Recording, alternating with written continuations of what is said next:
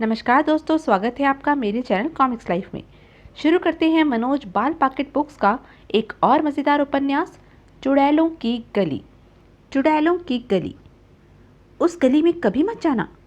क्यों? जो भी उस गली से गुजरता है उसे चुड़ैलों के दर्शन अवश्य होते हैं। राजीव ने अनुभव किया। कहते हुए असलम की आवाज़ कांप रही थी। क्या तुम्हें चुड़ैलों के दर्शन हुए हैं? राजीव ने पूछा। हाँ। उफ, कितनी भयंकर थी वह। लेकिन तुम उस गली में गए क्यों? क्या तुम्हें मालूम नहीं था कि वह चुड़ैलों का निवास है? अगर मालूम होता तो कभी उस तरफ को रुख ना करता। मौसी का घर दया बस्ती में है, जो शहर के बाहर है। असलम ने आप बीती सुनानी शुरू की।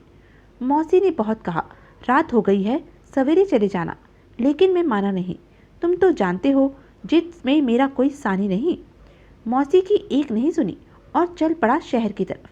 कुछ दूर आने के बाद मैंने अनुभव किया, मैंने मौसी की बात न मानकर गलती की है, क्योंकि चारों तरफ मौत जैसा सन्नाटा छाया हुआ था।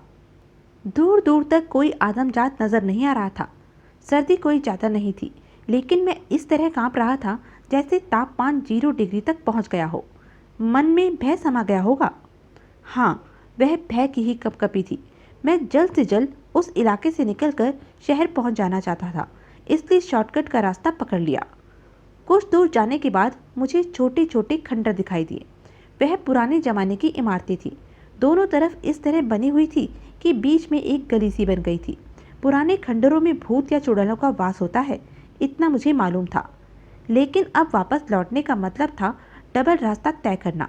अतः मैं खुदा का नाम लेता हुआ उस गली में प्रविष्ट हो गया। उन छोटे छोटे खंडरों का सिलसिला काफ़ी दूर तक चला गया था। मैं उस समय आधे से ज़्यादा रास्ता तय कर चुका था जब मुझे अपने पीछे पतले पतले भयंकर अट्टहास सुनाई दिए। मैंने पलटकर देखा तो मेरी रूह तक कांप उठी। दो भयंकर आकृतियां मुझसे कुछ दूरी पर खड़ी अट्टहास लगा रही थी। चंद्रमा की मध्यम रोशनी में ही मैं उन्हें देख सका था। उन आकृतियों ने काले गाउन जैसे लबादे पहने हुए थे। चेहरे का रंग भी काला था। बाल बड़े बड़े व पीठ पर फैले हुए थे। दो लंबे दांत होठों से बाहर निकले हुए थे। हाथों के नाखून काफ़ी लंबे थे। अट्टहास लगाती हुई वह मेरी तरफ बढ़ रही थी। मेरे कंठ से तेज चीख की आवाज़ निकली और मैं सिर पर पांव रखकर भागा। वह गली पार करते ही एक मैदान आया, जहां हर तरफ झाड़ झंखाड़ उगे हुए थे। झिंगरों की झाएं झाएं की आवाज़ और भी डराने लगी। वह गली खत्म होने के लगभग 100 कदम बाद सदियों पुराना एक महल बना था, जो अपने ज़माने में काफ़ी खूबसूरत रहा होगा, लेकिन उस समय खंडर नजर आ रहा था। उसके अंदर से भी अजीब भयानक आवाज़ें उभर रही थी। भागते हुए मैं हाँफने लगा था, लेकिन सुस्ताने के लिए मैं रुका नहीं, भागता गया। चुड़ैलों के अट्टहास अब सुनाई नहीं दे रहे थे, लेकिन मुझे ऐसा आभास हो रहा था जैसे वह अभी भी मेरे पीछे चल रही हैं। महल से कोई 100 कदम दूर फिर मैं एक गली में प्रविष्ट हुआ, जिसके दोनों तरफ पुराने मकानों के खंडर थे। जैसे ही मैं उस गली में प्रविष्ट हुआ, फिर दाएं बाएं से दो चुड़ैलें प्रकट हुई। वह चुड़ैलें गोरे रंग की थी। उन्होंने सफ़ेद लबादे पहने हुए थे। उनके बाल कंधों तक कटे हुए थे और सुनहरे रंग के थे। दो दो लंबे दांत होठों से बाहर निकले हुए थे। नाखून लंबे लंबे थे। एक बोली, वह देखो, शिकार आ रहा है। बड़े दिनों बाद मिला है, खाने का मजा आ जाएगा। दूसरी बोली। फिर दोनों अट्ठास लगाती हुई तेजी के साथ मेरी तरफ बढ़ने लगी। मैं समझ गया, अब मैं बचूंगा नहीं। काली चुड़ैलों ने तो छोड़ दिया था, लेकिन यह गोरी चुड़ैलें मुझे अवश्य मारकर खा जाएंगी। मैं स्तब्ध सा एक जगह खड़ा हो गया। मैंने चीखना चाहा, लेकिन भय की अधिकता के कारण मेरे मुख से आवाज़ तक नहीं निकली। मुझे ऐसा लगा जैसे मेरे जिस्म में जान ही ना हो। मस्तिष्क सुन्न होता जा रहा था। जब तक चुड़ैलें मेरे पास पहुंचती, मैं गिर चुका था। बेहोश होने से पहले मैंने उनकी आवाज़ें सुनी। एक कह रही थी, यह तो बेहोश हो गया। अब हमारे लिए यह बेकार है। बेहोश व्यक्ति का मांस हम खाती नहीं। दूसरी चुड़ैल का स्वर सुनाई दिया, छोड़ दो, इसे छोड़ दो। इसके बाद मुझे कुछ भी होश नहीं रहा। जब होश आया तो पौ फट रही थी और मैं गली के बाहर पड़ा हुआ था। मैं हड़बड़ाकर उठ बैठा। तभी मुझे छोटे खंडरों की तरफ से खरखराता स्वर सुनाई दिया, वह चुड़ैलों की गली है, इधर कभी मत आना।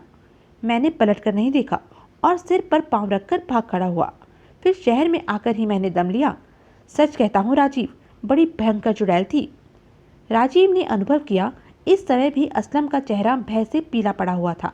कुछ क्षणों की खामोशी के बाद राजीव ने पूछा, क्या तुमने इस घटना का जिक्र और किसी से भी किया है? नहीं। क्यों? या तो कोई विश्वास न करता या मुझे पागल करार दे देता। ऐसा तुमने क्यों सोचा? आज विज्ञान का युग है। विज्ञान के युग में कोई भी भूत प्रेतों या चुड़ैलों पर विश्वास नहीं करता। फिर तुमने कैसे सोच लिया मैं तुम्हारी कहानी पर विश्वास कर लूँगा?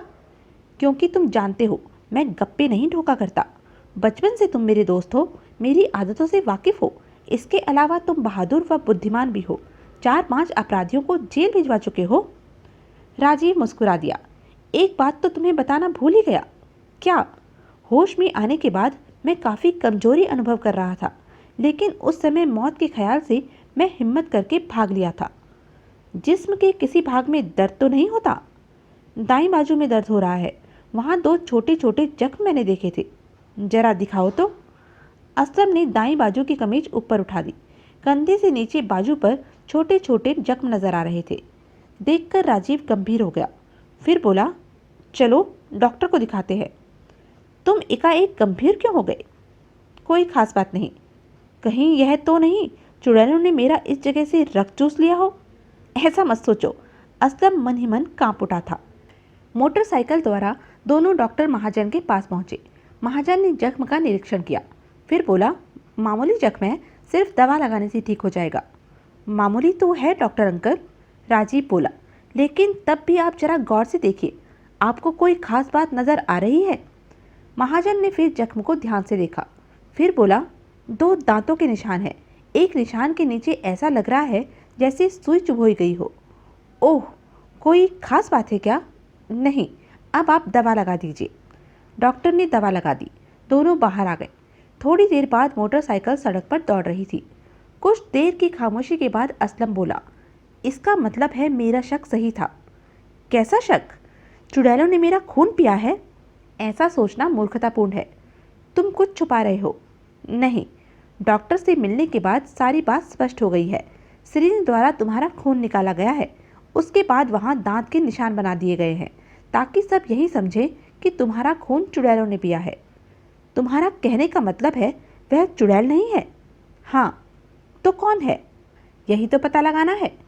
तो तुम चुड़ैलों की गली में जाओगे? उनका रहस्य जानने के लिए जानना ही पड़ेगा, लेकिन तुम साथ नहीं जाओगे। क्यों? मैं नहीं चाहता तुम फिर चुड़ैलों को देखकर बेहोश हो जाओ। तुम कहते तब भी मैं ना आता। असलम झुरझुरी लेता हुआ बोला, तुम मानो या ना मानो, वह चुड़ैलें ही थी। हो सकता है। लगता है तुम्हारे दिमाग में जासूसी का कीड़ा कुल बुलाने लगा है।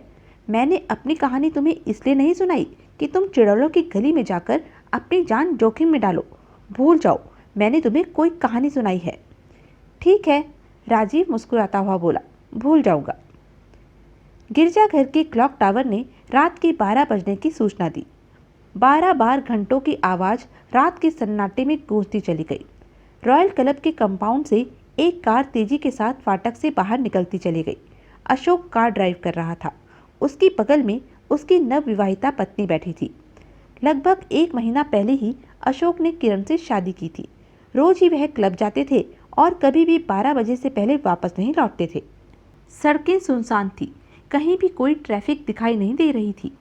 अशोक, किरण बोली, आज तो सर्दी बहुत ज़्यादा है। हाँ, लगता है पहाड़ों पर बर्फ पड़ी है। मैंने निश्चय किया है कल से क्लब नहीं जाऊंगी। क्यों? सिर्फ तब तक के लिए जब तक सर्दी कम नहीं हो जाती। जैसी तुम्हारी मर्जी। तभी अशोक चौंक उठा। उसका चेहरा भय से पीला पड़ता चला गया। ब्रेक पर पाँव का दबाव बढ़ने लगा। क्या हुआ अशोक? सामने देखो। किरण ने जैसे ही सामने देखा, उसके कंठ से चीख निकल गई। वह तो चुड़ैल है। सड़क पर 2 काली चुड़ैलें खड़ी कार की तरफ ही देख रही थी। दोनों ने काला लबादा पहना हुआ था। बाल पीठ पर बिखरे हुए थे। 2-2 दांत होठों से बाहर निकले हुए थे। उंगलियों के नाखून बड़े हुए थे। दोनों भयंकर रूप से अट्टास लगाती हुई हाथ आगे को बढ़ाए कार की तरफ बढ़ रही थी। अशोक ने कार रोक दी थी। दोनों भैंसे कांप रहे थे। जब चुड़ैल कुछ और पास आ गई तो किरण चीख कर अशोक से लिपट गई। फिर भय की अधिकता के कारण वह अपनी तंत्रा खो बैठी। दोनों चुड़ैलें अट्ठास लगाती हुई कार के शीशे पर अपने लंबे लंबे नाखून मार रही थी। अशोक भी ज़्यादा देर तक होश में नहीं रह सका। भय की अधिकता के कारण उसका मस्तिष्क भी अंधेरे में डूबता चला गया। जब दोनों को होश आया तो उन्होंने खुद को पलंग पर पड़े पाया। वह हड़बड़ाकर उठ बैठे और आंखें फाड़ फाड़ कर चारों तरफ देखने लगे। अशोक, किरण ने पूछा, हम कहाँ हैं? हैं तो किसी कमरे में, लेकिन यह कमरा किस जगह पर है मालूम नहीं। हमारा कमरा तो नहीं है। कहीं वह चुड़ैलें तो हमें यहाँ नहीं ले आई? अशोक अभी कुछ कहता तभी पुलिस वर्दी पहने एक इंस्पेक्टर अंदर प्रविष्ट हुआ। दोनों प्रश्नसूचक निगाहों से उसकी तरफ देखने लगे। इंस्पेक्टर ने पूछा, आप लोग होश में आ गए? हाँ, अशोक बोला, लेकिन हम लोग हैं कहाँ? पुलिस स्टेशन में। क्या चुड़ैलें भाग गई थी? चुड़ैलें? चुड़ैलें कहाँ से आ गई? वह 2 चुड़ैलें थी इंस्पेक्टर। काला रंग, पीठ पर फैले हुए लंबे बाल, होठों से लंबे लंबे 2 दांत बाहर निकले हुए थे, नाखून छुरियों की तरह बड़े बड़े थे, काले लबादे जैसा गाउन पहना हुआ था। क्लब से जब हम वापस आ रहे थे तब वह हमें रास्ते में मिली थी। उनका भयंकर रूप देखकर हम बेहोश हो गए थे। ओह, हम आपको कहाँ मिले थे? हमारी पेट्रोल गाड़ी रात को लगभग 1 बजे उस रास्ते से गुजरी थी। बीच सड़क पर कार खड़ी देखकर हम चौंके थे। उसकी हेडलाइट्स भी चल रही थी, लेकिन कार के अंदर हमें कोई भी नजर नहीं आया। कार की जांच के बाद हमें मालूम हुआ उसके अगले दरवाजे का लॉक टूटा हुआ है। कार का वही दरवाजा खुला हुआ था। तब हमने आसपास जांच करनी शुरू की। सड़क के दाईं तरफ ढलान के पास आप दोनों हमें बेहोशी की अवस्था में पड़े हुए मिले। उसी समय आप दोनों को उठाकर हम लोग थाने ले आए। इस समय सवेरे के 7 बजे हैं। काफ़ी देर तक आप लोग बेहोश रहे हैं। किरण बोली, शायद कार से हमें चुड़ैलों ने ही बाहर निकाला होगा। अगर यह सच है, अशोक बोला, तो समझ नहीं आया, चुड़ैलों ने हमें जीवित कैसे छोड़ दिया? क्या सचमुच आप लोगों ने चुड़ैलों को देखा था? हाँ, वह बहुत भयंकर थी इंस्पेक्टर। किरण शायद टॉयलेट जाना चाहती थी। जैसे ही वह पलंग से नीचे आई, लड़खड़ाकर फिर पलंग पर गिर पड़ी। मिसेज अशोक, इंस्पेक्टर तेजी के साथ चलता हुआ किरण के पलंग के समीप पहुंचा। क्या हुआ आपको? पलंग से उठते ही चक्कर आ गया था। काफ़ी कमजोरी अनुभव हो रही है। अशोक भी लड़खड़ाता हुआ उसके पलंग के समीप पहुंचा। फिर पलंग पर बैठता हुआ बोला, इंस्पेक्टर, मुझे भी काफ़ी कमजोरी अनुभव हो रही है। मुझे तो कंधे के पास दर्द भी अनुभव हो रहा है। यही हालत मेरी भी है, किरण बोली। आप लोग लेट जाइए, मैं अभी डॉक्टर को बुलवाता हूँ। कहने के बाद इंस्पेक्टर कमरे से बाहर निकल गया। कोई आधे घंटे बाद इंस्पेक्टर डॉक्टर शफीक के साथ अंदर प्रविष्ट हुआ। इससे पहले एक इंस्पेक्टर उन्हें गर्मा गर्म दूध दे गया था, जिसे पीकर उन्हें कुछ राहत मिली थी। अशोक शहर के प्रसिद्ध उद्योगपति सेठ रामलाल का पुत्र था। इंस्पेक्टर शमशेर सिंह इस बात से वाकिफ था, तभी वह उनकी देखभाल कर रहा था। कोई साधारण व्यक्ति होता तो कभी भी उसकी इतनी देखभाल नहीं हो सकती थी। डॉक्टर शफीक ने बारी बारी से दोनों की नब्ज देखी, फिर पूछा, क्या पहले भी कभी आप लोगों को ऐसा अनुभव हुआ था? नहीं डॉक्टर, अशोक बोला, ऐसा तो हम पहली बार अनुभव कर रहे हैं। मुझे तो ऐसा लग रहा है जैसे किसी ने जिस्म की सारी ताकत सोख ली हो, किरण बोली। डॉक्टर कुछ देर और उनकी जांच करता रहा, फिर पूछा, आप लोगों को पीड़ा कहाँ हो रही है? कंधे के पास, अशोक ने बताया। डॉक्टर शफीक ने दोनों की बाजू की जांच की, फिर उन्हें एक एक इंजेक्शन लगाने के बाद लाल रंग की दवा पिला दी। चिंता की कोई बात नहीं है, आप लोग थोड़ी देर बाद ही घर जा सकेंगे, डॉक्टर ने कहा। फिर इंस्पेक्टर शमशेर के साथ कमरे से बाहर निकल गया। डॉक्टर, शमशेर ने पूछा, कोई खतरे वाली बात तो नहीं है? नहीं, लेकिन दोनों के जिस्म में एकाएक खून की कमी हो गई है। कंधे के नीचे 2 निशान भी हैं, जैसे किसी ने दांत कड़ा दिए हों। ओह, एक बात कह दो इंस्पेक्टर। क्या? चुड़ैलें खून पिया करती हैं। हो सकता है वे 2 दांतों के निशान उन चुड़ैलों के हो। क्या आप चुड़ैलों के अस्तित्व को स्वीकार करते हैं? शायद आपको मालूम नहीं, यूरोप के वैज्ञानिक भूत प्रेतों व चुड़ैलों के अस्तित्व को स्वीकार कर चुके हैं। आपके विचार से उन दोनों का रक्त चुड़ैलों ने पिया है? मैंने शंका प्रकट की है। विश्वास के साथ तो कुछ भी नहीं कहा जा सकता। Thank you doctor. डॉक्टर के जाने के बाद इंस्पेक्टर शमशेर चिंतित अवस्था में अंदर की तरफ बढ़ गया। सरोज कमरे में प्रविष्ट होते हुए बोली, अगर मौत का नाच देखना है तो जल्दी से तैयार हो जाओ।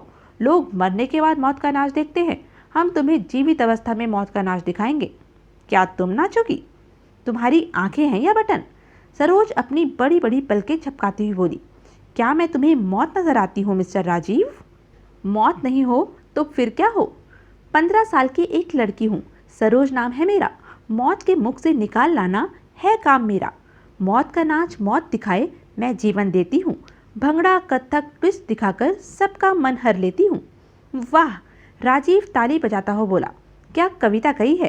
तुम लड़की से कवित्री कैसे बन गई? लड़की के साथ कवित्री व लड़के के साथ कवि शब्द ही जोड़ा जाता है। अब व्याख्यान बहुत हो चुका, जल्दी से तैयार हो जाओ, मैं टिकट लेकर आई हूँ। फिल्म के? नहीं, मोनालिसा क्लब में अक्सर विदेशी प्रोग्राम पेश किए जाते हैं। आज वहाँ अफ्रीका का मौत का नाच पेश किया जाएगा। क्या तुम्हारा मन इतना मजबूत है कि तुम मौत का नाच देख सको? उसमें ऐसी क्या बात है? अफ्रीकी मौत का नाच देखकर बड़े बड़ों के दिल कांप जाते हैं। जो लड़की अकेली रात के समय कब्रिस्तान में जा सकती है, उसका दिल पत्थर की तरह सख्त व लोहे की तरह ठोस होगा। मैं खुदा के खौफ के सिवा और किसी से नहीं डरती। चुड़ैलों से भी नहीं डरती? उनके तो झोंटे पकड़कर तब तक पटकने देती रहूंगी जब तक वह हाथ जोड़कर यह न कहे, क्षमा कर दो, अब मैं तुम्हें कभी भी अपनी खूबसूरत शक्ल नहीं दिखाऊंगी। राजीव हंस पड़ा, फिर बोला, चलो, टिकट मेरी होगी लेकिन घोड़ा तुम्हारा होगा। घोड़ा मेरे पास कहाँ से आ गया? मेरा इशारा तुम्हारी फटफटी की तरफ है। तुमसे बातों में कोई नहीं जीत सकता मेरी माँ। चल, तू घोड़े पर ही बैठ। सरोज हंस पड़ी। मोटरसाइकिल द्वारा दोनों मोनालिसा क्लब पहुंचे। हॉल पूरी तरह भरा हुआ था। क्योंकि सरोज ने टिकट पहले से खरीद ली थी, इसलिए उन्हें सीटें मिल गई। स्टेज पर पर्दा पड़ा हुआ था और हॉल में खुसर फुसर चल रही थी। सरोज, राजीव बोला, शायद हम पहले आ गए हैं। नहीं माय डियर, शो शुरू होने में 2 मिनट रह गए हैं। तभी मंच पर होटल का अफ्रीकी मैनेजर लुम्बा प्रकट हुआ और माइक हाथ में पकड़कर बोला, लेडीज एंड जेंटलमैन, आप जिस नाच को देखने के लिए बेताब हो रहे हैं, वह कुछ ही क्षणों बाद आपके सामने पेश किया जाएगा। अफ्रीकी नृत्य है, नाम है मौत का नाच। दिलों को मजबूर कर लीजिए, बड़ा भयंकर नाच है, लेकिन आप सबसे मेरी एक प्रार्थना है, जिस स्त्री व पुरुष का दिल कमजोर हो वह अभी हॉल से बाहर चला जाए। कोई घटना घट गई तो उसकी जिम्मेदारी हमारे ऊपर नहीं होगी। कहने के बाद वह रुक गया। कुछ क्षण हॉल में नजर दौड़ाई लेकिन कोई भी नहीं उठा। वह फिर बोला, लगता है सब बहादुर है। यह खुशी की बात है, अब आपके सामने प्रोग्राम पेश किया जा रहा है। मैनेजर लुम्बा के वहां से हटते ही स्टेज का पर्दा हट गया। हॉल की रोशनी बुझ गई, सिर्फ स्टेज पर रोशनी रह गई थी, बहुत मध्यम। शोर सा उभरा, फिर हॉल में मध्यम बत्ती जल उठी। स्टेज पर अंधकार छा गया। स्टेज से कई तेज चीखें उभरी, उसी के साथ म्यूजिक बजने लगा। स्टेज पर हल्की रोशनी उभरी। 4 भयंकर अफ्रीको दिखाई दिए। एक टेढ़ी मेढ़ी कुर्सी पर बैठा था, बाकी 3 सिर झुकाए खड़े थे। उनके जिस्म काले थे, जिस्म व चेहरे पर सफ़ेद धारियां बनी हुई थी। एक खंबे से गोरी चमड़ी की एक युवती बंधी थी। कुर्सी पर बैठा हबशी सरदार दहाड़ा, क्या यह वही कैदी है जो बिना आज्ञा के हमारे देश में दाखिल हुई थी? हाँ सरदार, एक हबशी बोला, इसका जुर्म बहुत बड़ा है। हम अपने देश के कानून के अनुसार इसे मौत की सजा देते हैं। नहीं, गोरी युवती चीख उठी, मौत के नाच का प्रबंध किया जाए। इसी के साथ मंच पर फिर अंधेरा हो गया। भयंकर म्यूजिक बजने लगा। उसी के साथ मंच पर लाल रंग की खूनी रोशनी फैल गई। 6 भयंकर हबशी मंच पर दिखाई देने लगे थे, जिनके हाथों में भाले थे। 2 हबशी बड़े बड़े ढोल बजा रहे थे, डम डमा डम डम डम डम। उसकी ताल पर हबशी खंबे से बंधी युवती के चारों तरफ नाचने लगे। बीच बीच में वह हो का शोर भी मचा रहे थे। डम डमा डम डम डम डम की ताल जब पूरी हो जाती तो उनके भालों की नोकें युवती के जिस्म में घुस जाती। युवती दर्द से करहा उठती। फिर हर बार भालों की नोक की चुभन के साथ युवती की चीखें हाल में गूंजने लगी। हॉल में बैठी कई स्त्रियों की चीखें निकल गई। एक औरत बोली, वह लोग तो उस गोरी युवती को मार डालेंगे। वह सब नाटक है। उसके साथ बैठा मर्द बोला, वह लोग उसके जिस्म में सचमुच भाले नहीं घोंप रहे हैं, लेकिन मुझे डर लग रहा है डियर, बाहर चलो। वह जोड़ा उठकर बाहर निकल गया। उसी समय गोरी युवती की गर्दन एक तरफ को ढलक गई। बड़ी जोर से ढोल बजाए गए। फिर मंच पर अंधेरा छा गया। सरदार का स्वर सुनाई दिया, अब इसको साबुत आग में भूनकर थोड़ा थोड़ा मांस सारे कबीले में बांट दिया जाए। उसके खून का क्या करना है? खून हम पिएंगे। पर्दे के पीछे आग जलती दिखाई दी। फिर आग की लपटों के ऊपर एक लट्ठे में युवती की लाश को बांधकर टांग दिया गया। इसके बाद पर्दा खिंच गया और अंधेरे में ही स्वर उभरा। अफ्रीका में अभी भी बहुत सी आदमखोर जातियां हैं जो विदेशियों को इसी प्रकार मारकर खा जाती हैं और उनका खून भी पीते हैं। मौत के नाच के रूप में हमने आपको अफ्रीकी जीवन की एक झलक दिखाई थी। आशा है पसंद आई होगी। इसके बाद खामोशी छा गई। हॉल रोशन हो उठा। सभी दर्शकगण स्तब्ध से खाली पर्दे की तरफ देख रहे थे। शायद मौत के नाच की भयंकरता अभी भी उनके मस्तिष्क पर छाई हुई थी। किसी को ताली बजाने का होश नहीं था, लेकिन सरोज व राजीव पूरी तरह होश में थे। वह दोनों तालियां बजाने लगे। तब लोगों को होश आया। फिर हॉल तालियों से गूंज उठा। कुछ लोग चले गए थे, कुछ हॉल में आ गए थे कॉफ़ी पीने के लिए। उनमें राजीव व सरोज भी थे। राजीव ने कॉफ़ी का ऑर्डर दे दिया। थोड़ी देर बाद वेटर कॉफ़ी ले आया। कॉफ़ी का घूंट भरते हुए राजीव बोला, जानती हो इस क्लब का मालिक कौन है? नहीं, एक अफ्रीकी, नाम है अल्टोबा। मैनेजर लुम्बा व कुछ अन्य अधिकारी भी अफ्रीका के हैं। तभी तो वह लोग अफ्रीका के आदमखोरों की एक झलक दिखाने में कामयाब हुए थे। तुम्हारा क्या विचार है? गोरी युवती के जिस्म से जो खून निकल रहा था वह असली था?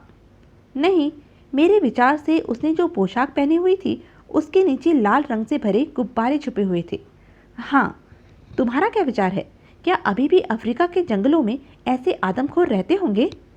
अफ्रीका के जंगलों का रहस्य अभी भी सभ्य दुनिया पूर्ण रूप से नहीं जान सकी, शायद कभी जान भी नहीं सकेगी। वहाँ अभी भी भयंकर जंगली जातियाँ छुपी हुई हैं, लेकिन मुझे लगता है अब शहर में भी ऐसी भयंकर जातियाँ उत्पन्न हो गई हैं। क्या मतलब? शहर में भी खून पीने वाले कुछ लोग पैदा हो गए हैं। क्या बकवास कर रहे हो? शायद चुड़ैलों की कहानी तुम्हें मालूम नहीं। चुड़ैलें, और वह भी शहर में? हाँ, शहर में चुड़ैलों की एक गली है। वहाँ चुड़ैलों को देखा गया है। क्या तुमने भी देखा है? नहीं। असलम को तुम जानती हो? हमारे कॉलेज में ही पढ़ता है, राजीव ने कहा।